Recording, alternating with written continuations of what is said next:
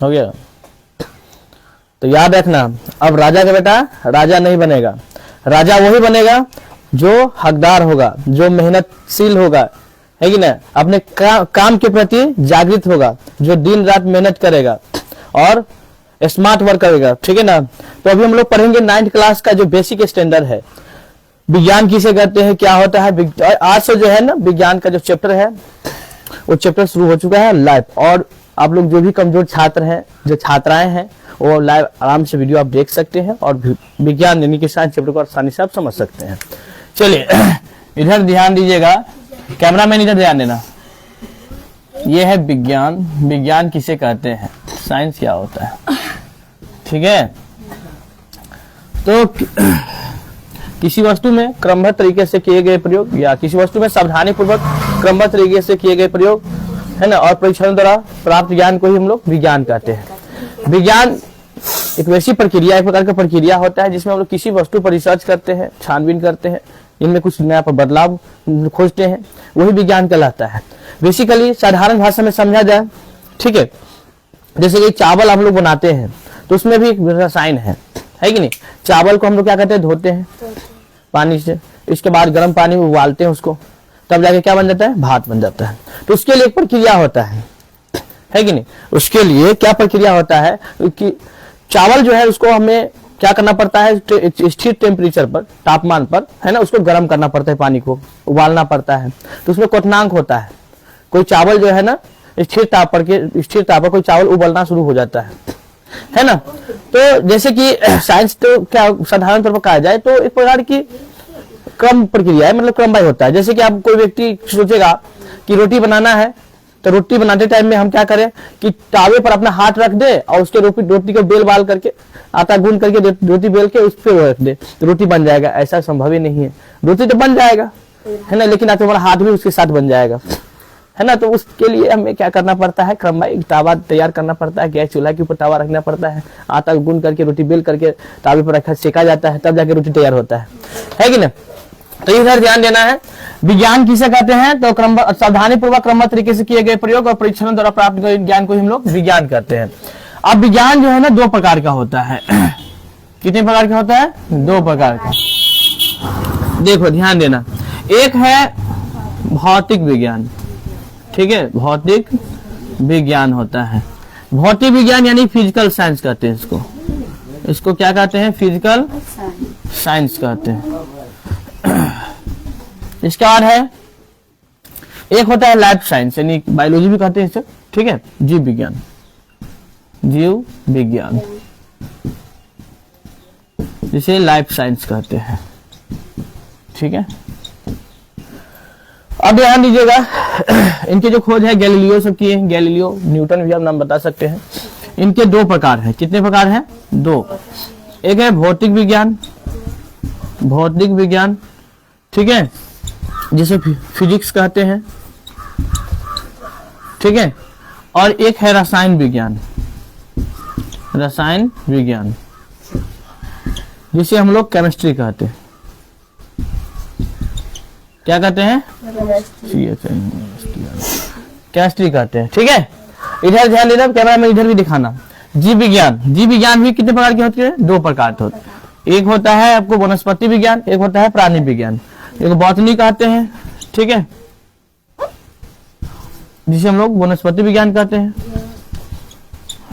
और दूसरा होता है जियोलॉजी, होता है जियोलॉजी। जियोलॉजी मतलब होता है क्या, जंतु विज्ञान यानी कि प्राणी विज्ञान।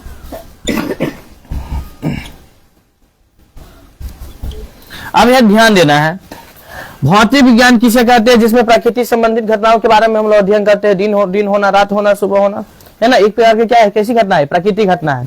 दौड़ना क्या है, एक भौतिक विज्ञान है ना, उसमें गति में परिवर्तन होता है, वस्तु के स्थान में परिवर्तन होता है, जिसमें हम वस्तु के बारे में अध्ययन करते हैं।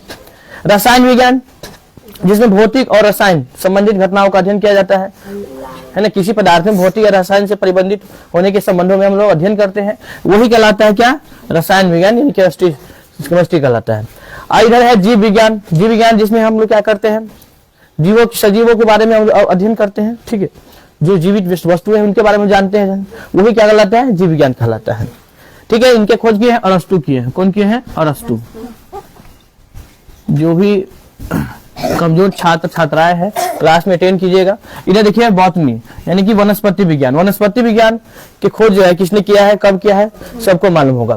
तो वनस्पति विज्ञान जो है ना, इनके खोज है थियोफ्रेस्टस के कहते हैं।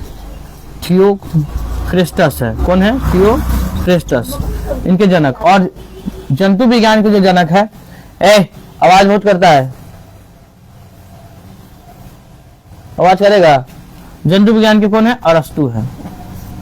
ठीक है, चलिए अब आ जाते हैं हम लोग चैप्टर पर। चैप्टर में आपको जो है क्या पढ़ना है, आपका चैप्टर का नाम है राशि यानी कि मापन। मापन क्या होता है? तो किसी भी राशि को मापने के लिए जिन मानक चिन्हों की, मानक मापों की आवश्यकता होती है, उसे हम लोग क्या कहते हैं? क्या कहते हैं? मापन कहते हैं, राशि कहते हैं। दुनिया के ऐसे कोई वस्तु, जो भी वस्तु आपको दिख रहा होगा, वो सब क्या एक प्रकार का राशि है ना। राशि जो होते हैं दो प्रकार के होते हैं, एक आधारी राशि, एक होता है व्युत्पन्न राशि। अब इनमें से कुछ बच्चे ऐसे होंगे, है ना, अब कहेंगे कि सर हम 5 किलोमीटर खा के आए हैं, तो ऐसा हो सकता है? नहीं, वो 5 ग्राम जो है चावल खा के आ सकता है, भात खा के आ सकता है, ये संभव है। लेकिन कोई व्यक्ति कहे, है कि नहीं, कि सर हम 10 किलोमीटर खा के आए हैं, तो ये संभव नहीं है ना। 10 फीट खा कर आए हैं, ये संभव नहीं है। 10 सेंटीमीटर दौड़ के आए हैं, ये संभव है कि नहीं? वो दौड़ सकता है उतना, क्योंकि दूरी तय करता है। तो मापन जो है क्या होता है, किसे कहते हैं, सबको मालूम होगा। नहीं मालूम तो हम है ना, हो कोई दिक्कत नहीं होगा। इधर लाइट बढ़ रहा है, देखो तो।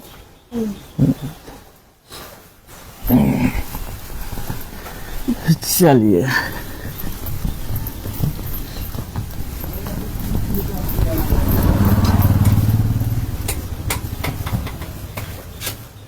इधर ध्यान देना है। क्या है मापन? मापन किसे कहते हैं आपको डिफाइन कर चुके हैं। किसी भी राशि को मापने के लिए जिन मानक मापों की आवश्यकता होती है, जैसे आप जाएंगे बाजार, कहिएगा सब्जी वाले की जो है 5 किलोमीटर आलू तोल दीजिए तो ऐसा होगा? नहीं, उसके कहना पड़ेगा कि 5 किलो आलू चाहिए, है ना, तो देगा। आप कहिएगा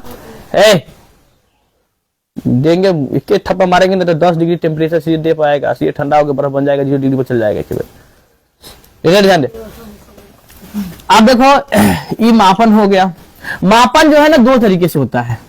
एक लोग क्या करते हैं, हम लोग मापन के लिए 2 चीज की आवश्यकता पड़ेगा। पहला तोलने है ना, और दूसरा संख्या। आप किसी वस्तु को तोले जाए तो तोला जाएगा, तो उनके 2 चीज चाहिए ही। पहले आपको कि कितना और कौन माप चाहिए आपको, मतलब केजी में मापना है और उसके साथ संख्या भी चाहिए, है ना। तो याद रखिएगा 2 ऐसे शर्त होते हैं, और रहना ही मतलब नहीं रहेगा तो संभव ही नहीं कि मापन हो सकता है किसी वस्तु का।